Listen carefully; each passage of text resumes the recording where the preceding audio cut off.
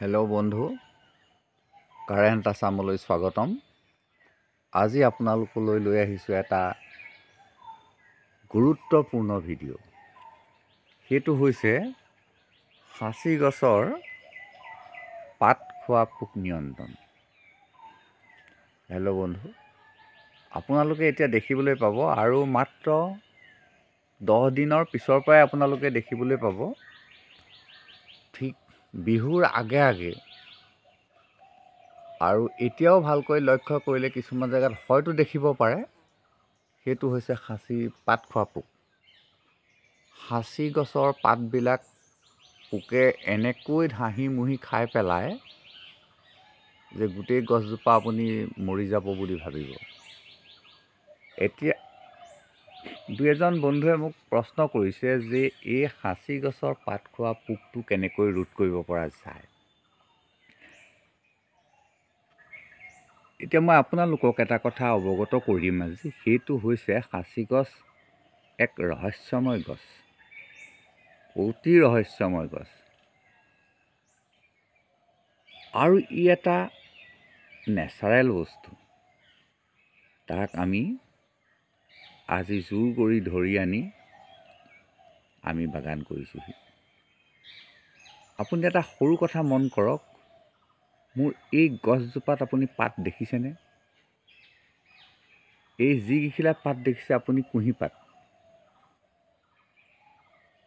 এইফালেও আপুনি চাব পাৰে যে মোৰ এই সাঁচি গছবিলাকত আপুনি চব পাত নাই।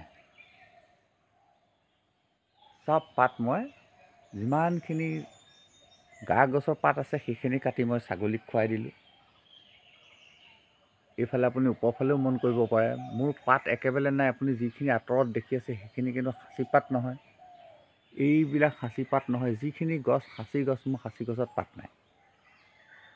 মানে সাঁচি গছৰ পাতখিনি চব কোটালি মই যিমান পাৰোঁ মই কাটি পেলালোঁ, আৰু সৰু যিবিলাক আছে সেইবিলাকো মোৰ নাই, চব পাত নাই, সৰি গ'ল চব। মানে এইখিনি মিঠা সাঁচি। মিঠা সাঁচিত সাধাৰণতে পাতখিনি সৰিয়েই যায়। আৰু মোৰ আঁতৰতো মই আছে কিছুমান গছ, মই আপোনালোকক দেখুৱাবলৈ বাৰু এতিয়া দৰকাৰেই নাই, মই ঠাউকতে ইয়াত দেখুৱাই আছোঁ, চব মোৰ পাত নাই। এইফালে যদি মই অকণমান এইফালেও আপোনালোকক দেখুৱাব পাৰোঁ, এয়া চব এজোপা এজোপা মোৰ সাঁচি গছ, ইয়াত পাত নাই। ইয়াত মাত্ৰ সি উশাহ নিশাহ ল'বলৈহে দুই এখিলা পাত আছিলে। এইফালে চাওক, এইবোৰ মোৰ সাঁচি পুলি, এতিয়া পাত নাই। এইজোপা এজোপা চব পাত নাই। এইজোপা মই আকৌ বিশেষ কাৰণত কাটি থৈছোঁ। এতিয়া কথা হ'ল, ইয়াত যেতিয়া এই সৰু সৰু পুলিখিনিত যদি পোক লাগে, সেই পোকখিনি মই বাছি দিম। সৰু সৰু পুলিখিনিত যিখিনি সৰু সৰু পুলি, এইখিনি সৰু সৰু পুলি, এই সৰু সৰু পুলিখিনিত মই পোকবিলাক বাছি দিম। মই ইয়াত স্প্ৰে' কৰি দিব পাৰোঁ। ইয়াত স্প্ৰে' কৰি দিলে মোৰ লোকচান হ'ব। ইয়াত স্প্ৰে' কৰি দিলে মোৰ কি লোকচান হ'ব, এই পোকবিলাক যে মৰিব, লগে লগে কি হ'ব, সাঁচি গছত যিবিলাক পখিলা আছে বা সাঁচি গছজোপাৰ ভিতৰত যিবিলাক পোক আছে, সেই পোকবিলাক মৰি যাব। আপুনি এটা কথা ধৰিব পাৰিছে, মই দুটা মেইন কথা ক'ম। এটা কথা হৈছে যে সাঁচি গছত আপুনি স্প্ৰে' কৰিলে পোকবিলাক মৰি যাব, কিন্তু লগে লগে আপোনাৰ সাঁচি গছজোপাৰ এই ভিতৰত যিবিলাক পোক আছে, এই সাঁচিডালৰ এই চব এই ফুটিটোত মৰি যাব। এই আগলৈ চাওক, আপুনি ডালত পোক আছে, সি ভিতৰলৈ গুচি আহিব, সেই পোকটো মৰি যাব। আপুনি এতিয়া বিচাৰে নেকি যে আপোনাৰ সাঁচি গছজোপাৰ পোকটো মৰি যাওক? নহয়, আমি সাঁচি গছজোপাৰ পোক হোৱাটোহে বিচাৰোঁ। যদি হোৱাটো বিচাৰোঁ, ইমান কাঢ়া ঔষধ আনি আমি ওপৰত চকুৰে দেখি থকা পোকটো মাৰিবৰ কাৰণে যদি ব্যৱহাৰ কৰি দিওঁ তেতিয়াহ'লে মোৰ খেতিটো নষ্ট হৈ যাব। 1 নম্বৰ কথা। 2 নম্বৰ কথাটো হ'ল আপুনি চাওক, এই গছজোপাত যদি আপোনাৰ প্ৰচুৰ পাত আছে, প্ৰচুৰ পাত থকা গছজোপাত আপোনাৰ পখিলাই কণী পাৰিব। কোনটো পখিলাই কণী পাৰিব? যিটো পখিলাই ইয়াৰ পাতখিনিহে খাব। সি আপোনাৰ উপকাৰী নে অপকাৰী সেইটো আপুনি জানিব লাগিব। সাঁচি গছজোপাক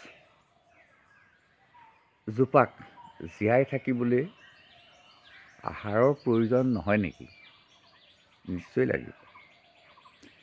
প্ৰচুৰ পাত থকা গছজোপাত যেতিয়া প্ৰচুৰ পোক হ'ব, এখিলাও পাত নাইকিয়াকৈ খাই পেলাব, আনকি ডালৰো কিছু অংশ সৰু সৰু অংশবিলাক খাই পেলাব। বিনিময়ত সি আপোনাক দি যাব লাখ টকা। কেনেকৈ? সেই গছজোপাৰ তলত উভৈ নদী হৈ পৰিব সেই পোকৰ লাটবিলাক, যিবিলাকে মাটিৰ সাঁচি খেতিৰ মাটিৰ উৰ্বৰতা দুগুণে বৃদ্ধি কৰিব, যিটো সাৰ আপুনি বজাৰত কিনিবলৈ নাপাব। হেল্ল' বন্ধু, নিশ্চয় আপুনি কথাটো বুজি পাইছে যে সাঁচি গছজোপাত পোকে ধৰা মানে, পাতবিলাক খাই পেলোৱা মানে, সেই পলুবিলাকে আপোনাক দি যাব প্ৰচুৰ সাৰ। সেই সাৰখিনিয়ে মাটিৰ এনেকুৱাই উৰ্বৰতা বৃদ্ধি কৰিব যে সাঁচি গছজোপা দুগুণে বৃদ্ধি হ'ব। 2 নম্বৰ কথা। আপুনি 3 নম্বৰ কথাটো মন কৰক, এজোপা চাহ গছত কি কৰা যায়? চাহ গছৰ পাতবিলাক এখিলাও নাইকিয়াকৈ ছিঙি দিয়া যায়। আৰু ছিঙি দিয়া চাহপাতৰ বুঢ়া পাতবিলাক ছিঙি দিয়া গছজোপাই অতি শীঘ্ৰে কুঁহিপাত মেলিব।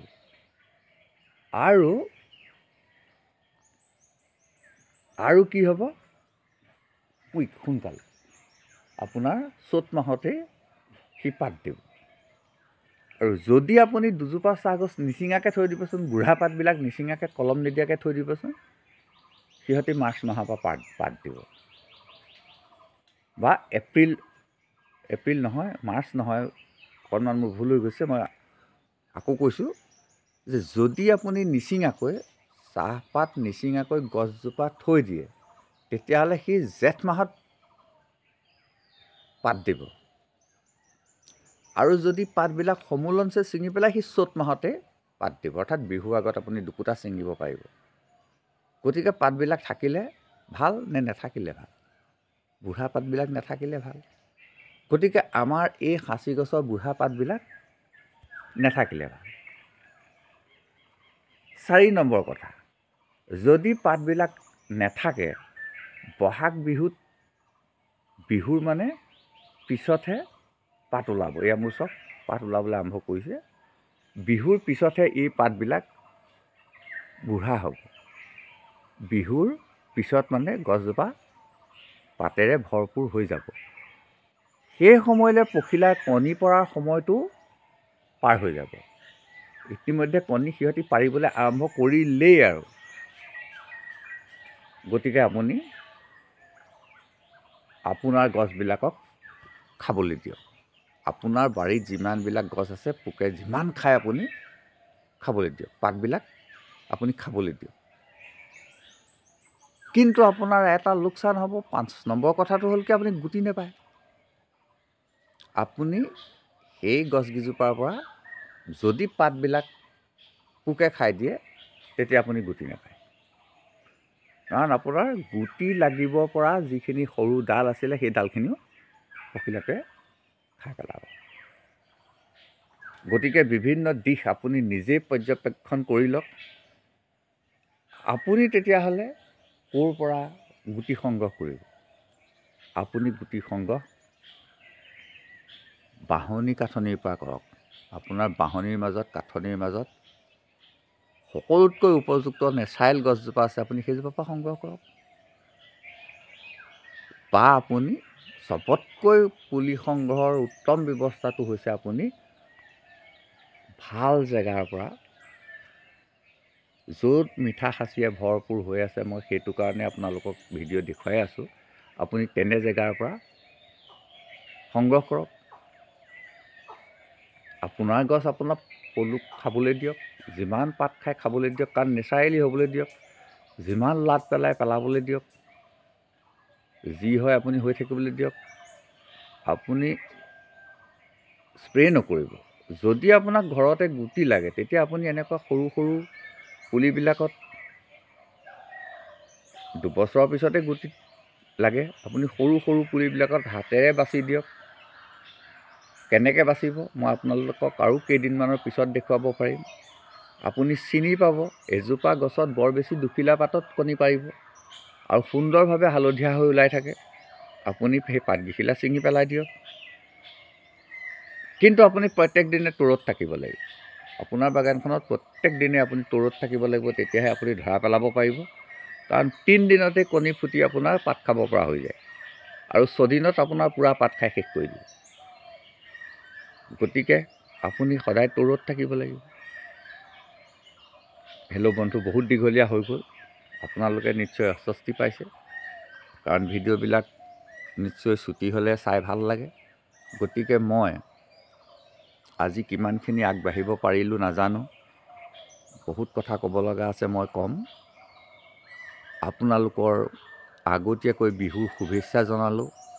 কুশলে থক, অপায়ঙ্গলবিলাক দূৰ হওক, ভগৱন্তই কৃপা কৰক, দীৰ্ঘায়ু প্ৰদান কৰক। এই মানসেৰে আজি ভিডিঅ'টো মই ইমানতে সমাপ্ত কৰিলোঁ। ধন্যবাদ।